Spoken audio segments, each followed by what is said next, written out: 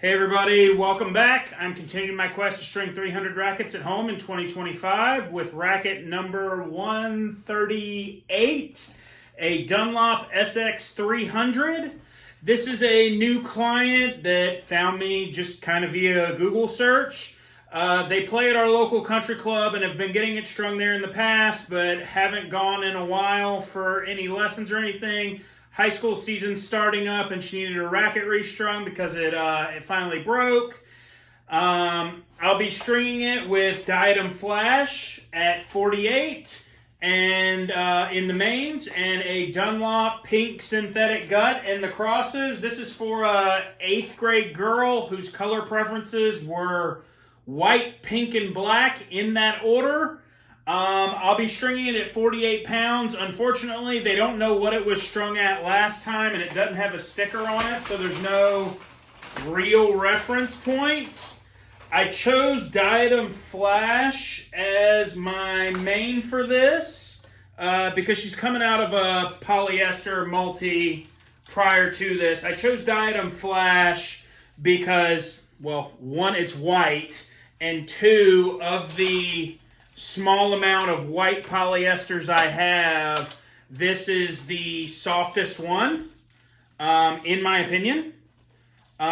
So going with Flash, hoping it's soft enough and thin enough and strung loose enough for this girl. Like I said, she's an 8th grade player that plays high school, and her dad said that she's a smaller kid. Typically, I would like to go really, really thin with a kid this age on the polyester. But the easiest way to go really, really thin on a polyester, honestly, from my current inventory is Solinco. And unless something's changed, Solinco doesn't make a white poly in 18, 19, or 20 gauge. So that's unfortunately not actually even an option. And I guess this reel has decided to do its own thing after being dropped on the floor one time.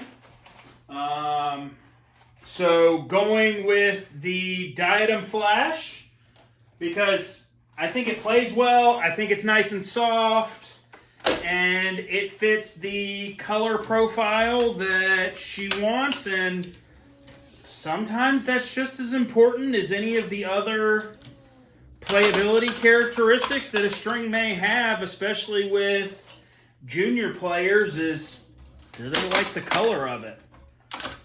I chose 48, not really out of left field, but kind of taking into the combination of what her dad said about her being on the smaller side, generally her being in 8th grade, and the tension recommendation on this racket being 45 to, I believe, 65 pounds. When I was looking at it yesterday, I thought it was an awfully large range. Yeah, 45 to 65 pounds, which is an awfully large range, but maybe the folks at Dunlop just decided that, you know what, people are stringing them below the recommended tension anyway, so why don't we just go ahead and put that on the frame? I don't really know. I know a lot of the frames that we're seeing now have come down in recommended tension from frames from 10 to 15 years ago, where your recommended tension used to be like 50 to 60 or even like 55 to 65, and now I would say more often you see like a 48 to 58 or like a 52, 54 plus or minus 5, something like that. So I don't know. I picked a number where I feel like even if the string bed is a little stiffer than it was previously, it'll still perform. Unless, of course, they were stringing it at like 45 pounds before. I don't know. This first one is sort of an experiment of figuring out what works or what doesn't work for her, especially because I haven't personally seen her play or even seen her in person to know how small is according to Dad.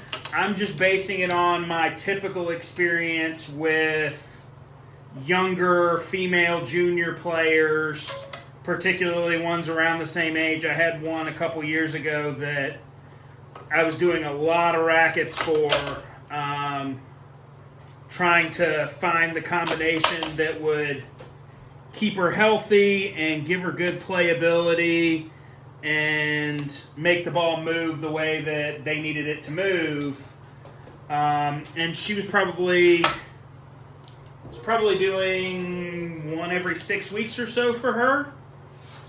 Or 2 every 6 weeks. I'm sorry, 2 every 6 weeks. So not an incredible amount of rackets. Certainly not like your full-time kids amount of rackets, but for a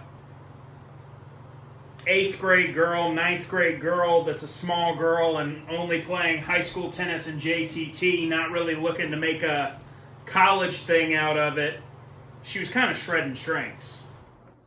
And we did some different things to increase durability, including going from a really thin polyester in the mains with a multi-filament to keeping the thin polyester and switching to a synthetic gut where rather than the thousands of fibers, you end up with more of a solid core. Also switched over after the Syn Gut started not working after a couple more months. Switched over to using Gamma TNT2 16 gauge as a cross for her. And at that point, she actually started popping the polyester first. And that's not unusual. Gamma TNT2 is actually my kind of go-to soft cross for durability. I actually used to use it in some of the spin pattern rackets for folks to increase the durability in those. And it was a fairly common occurrence in a lot of the people that I used them with that they would end up popping the polyester before the synthetic gut cross, which is kind of amazing.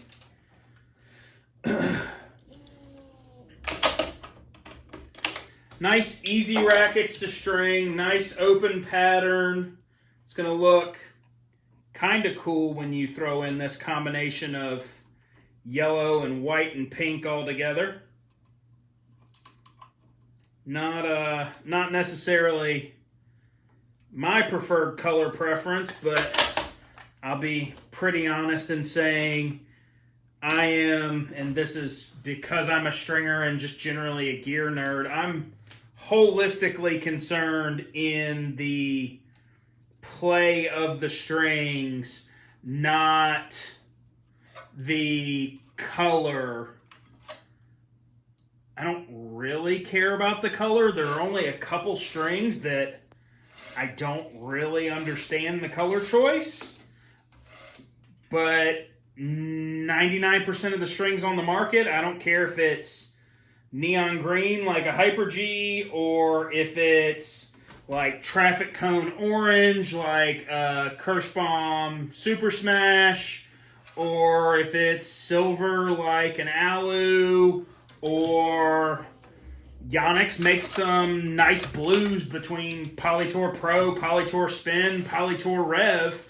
None of those really put me off. I'll be honest, the string that puts me off the most as far as color, and I guess it's a couple strings, is Element and RPM Power.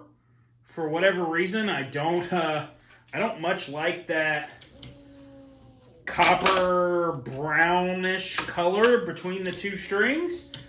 But having said that, my personal racket is currently strung with Element because it had been a real long time since I had played, and it had been a really long time since I had played Element. And I wanted to make sure my first outing a few weeks ago that I didn't end up shanking some balls and giving myself tennis elbow using my normal setup. So I went to some Element to have something a little softer and a little more forgiving, and it plays fine. It's a round polyester. I do have a preference toward shaped polyesters as well. So it's okay. It's very predictable. I kind of know what it's going to do. I don't really like it, but if I had the choice between it and like a full Syn Gut or a full multifilament, I'm still going to pick it. But the color just doesn't do it for me.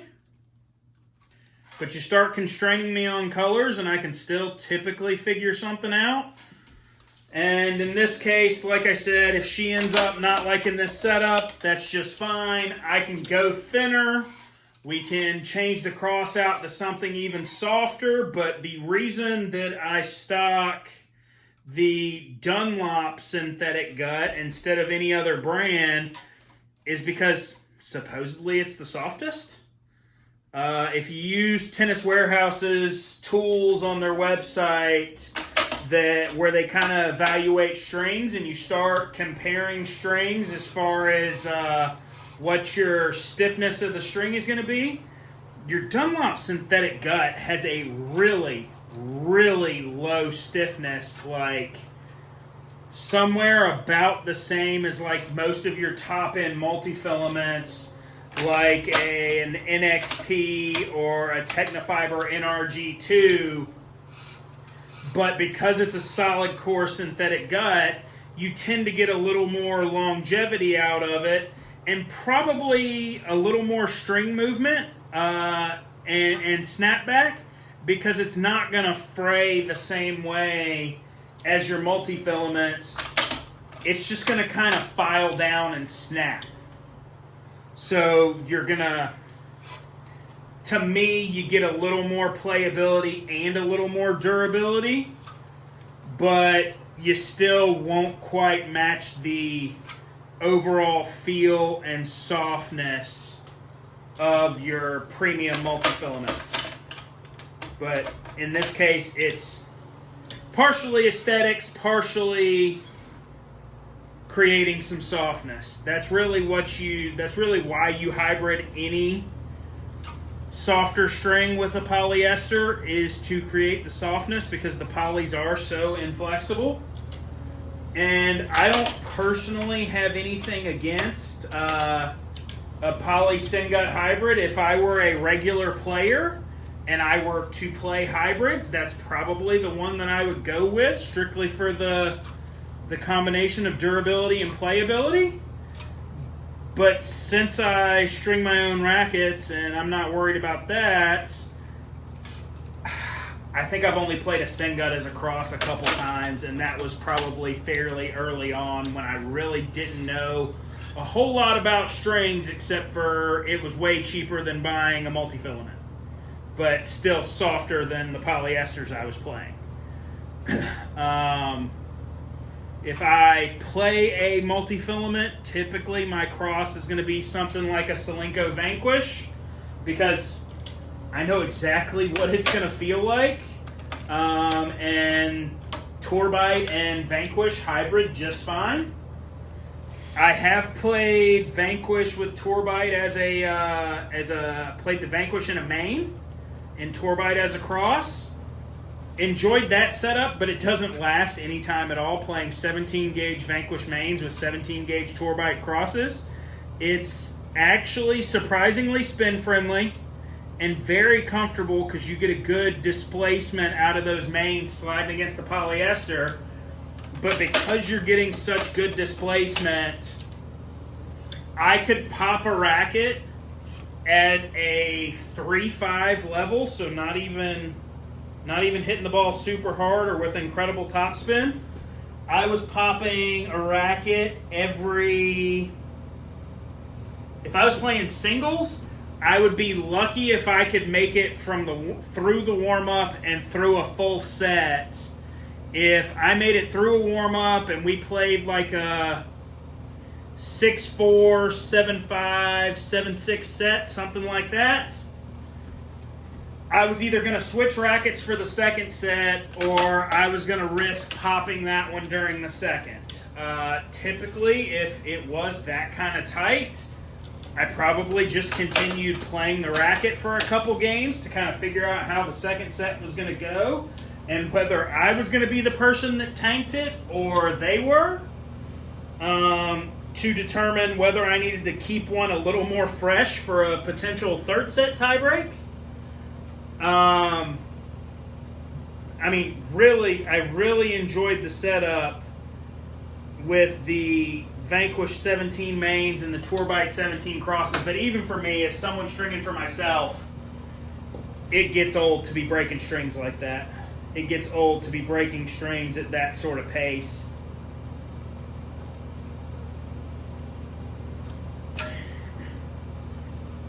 Right, and unfortunately, this is a blocked hole that I didn't deal with earlier, so now I got to figure out how to get this soft string over this blocked hole. And I looked at the other side, and the other side looks like it'll be fine, and there's a little more daylight on the side that I'm going to want the string to slide out. But on this side, it's not wanting to go in incredibly easy. Let's see if, there we go.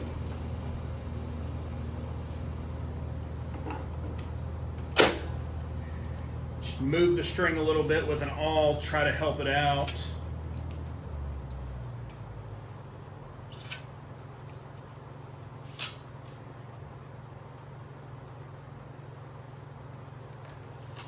And hopefully this stack here turns out all right. Yeah, it's poking through right where I want it to be. There we go. Went through to match up with the one that I put in previously.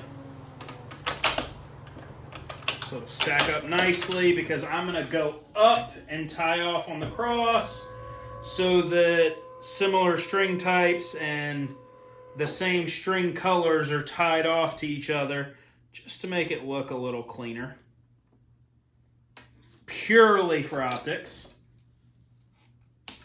Because tying a synthetic gut to a polyester isn't going to hurt it at all. The polyester's so much more firm than the synthetic gut, it's not going to be a problem. But want it to look good too.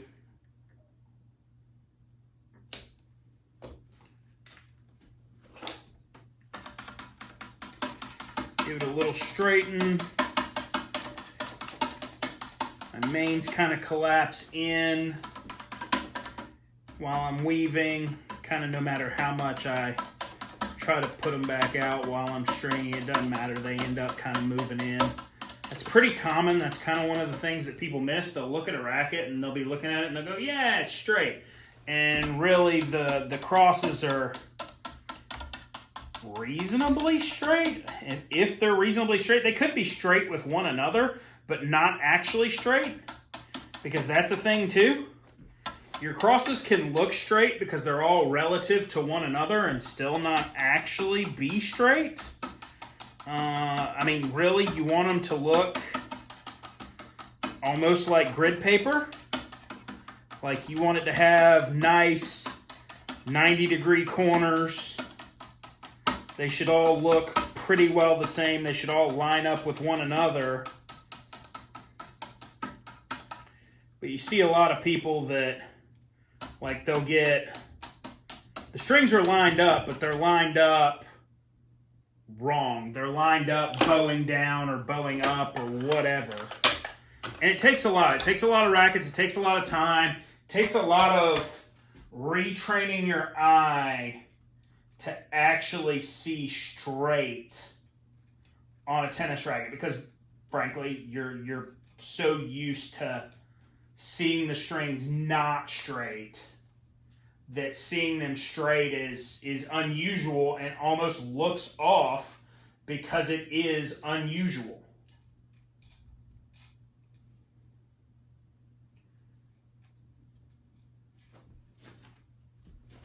And it's something I struggle with, but I try to do better every single racket I string. And I mean, every racket for the last 5 or 6 years since that was explained to me is another opportunity to get a little better at it. So DT on this came out to a 31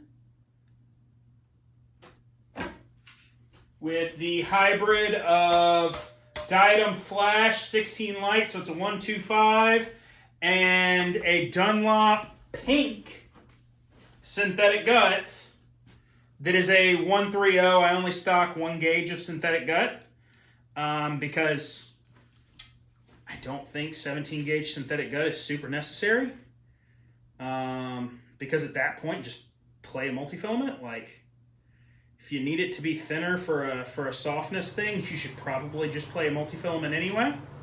So I don't stock a 17 gauge in synthetic gut. I actually only stock 16, and I actually have some 15 light in the Solinco Pro Stack synthetic gut, because a few years ago had a collegiate player that was a lineup player that was playing Hyper G mains and synthetic gut crosses as a men's player in college tennis, and going to a 15 light was trying to keep him in rackets.